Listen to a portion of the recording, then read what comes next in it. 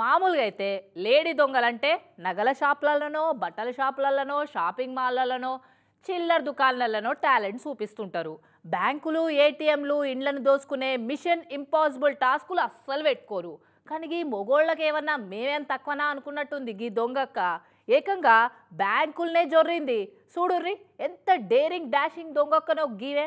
బ్యాంకులు ఏటీఎంలలో దొంగతనాలంటే 100కు 200% మొగ దొంగలే చేస్తుంటారు. ఎందుకంటే తాళాలు ఇరగొట్టుడు, షటర్లు వంచుడు, కిటికీలు ఊసలు కోసుడు ఇవన్నీ ఆడవాళ్ళకు కష్టంగా ఉంటాయి కాబట్టి ఆ కేటగిరీని కంప్లీట్ గా రిజర్వ్ చేసుకున్నట్టు చేసుకున్నారు మొగ దొంగలు. కానీ జస్ట్ ఫర్ ద చేంజ్ ఈ అక్క రిజర్వేషన్ రూల్ ను రఫ్ ఆడిస్తేందుకు రంగంలోకి దిగినట్టుందిగా.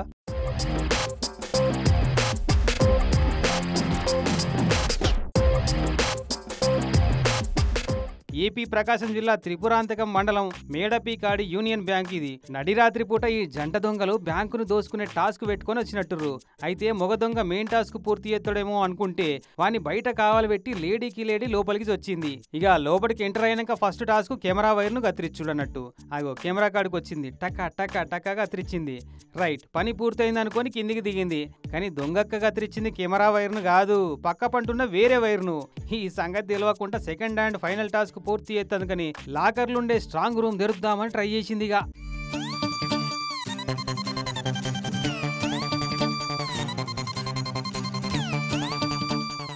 కానీ కాలే, టాస్క్ ఫెయిల్ అయినట్టేనా? నేను ఈ మొగోళ్ళతోని పోటీ వల్లేనా బ్యాంకును దోసుకోలేనా? నో, నాతోనైతది అని ఫోన్ లైట్ పట్టుకొని బజార్కు కూరగాయలు వంటందుకు పోయిన వాళ్ళంతా తీర్వాటంగా లోపట అటు ఇటు అంతా తిరిగింది. ఏ టేబుల్ అన్న ఓ 4 కట్టెలు మర్చిపోయి పెట్టకపోతారా అని ఎంకులాడింది. కానీ దొంగక్క బ్యాడ్ల కట్టెలు కాదు కదా, కనీసం చినిగిపోయిన కరెన్సీ నోటన్నా ఏడ దొరకలే.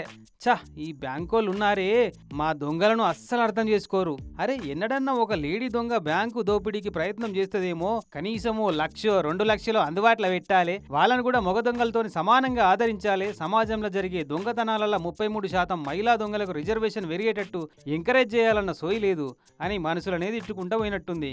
ఇక తెల్లారినాక ముంగటి తాళం తీసుడుతోని బ్యాంకోళ్ళ నుండి పోలీసు వాళ్ళకి ఫోన్ కొడితే వచ్చి సీసీ కెమెరా ఫుటేజ్ చూసి వచ్చింది దొంగోడు కాదు దొంగక్క అని తెలుసుకొని అక్క చేసిన ఈ ఫెయిల్యూర్ అటెంప్ట్ చూసి వాళ్ళు కూడా జరిసేపు నవ్వుకొని వచ్చిన దొంగలను దొరకబట్టే దర్యాప్తు చేస్తున్నారట.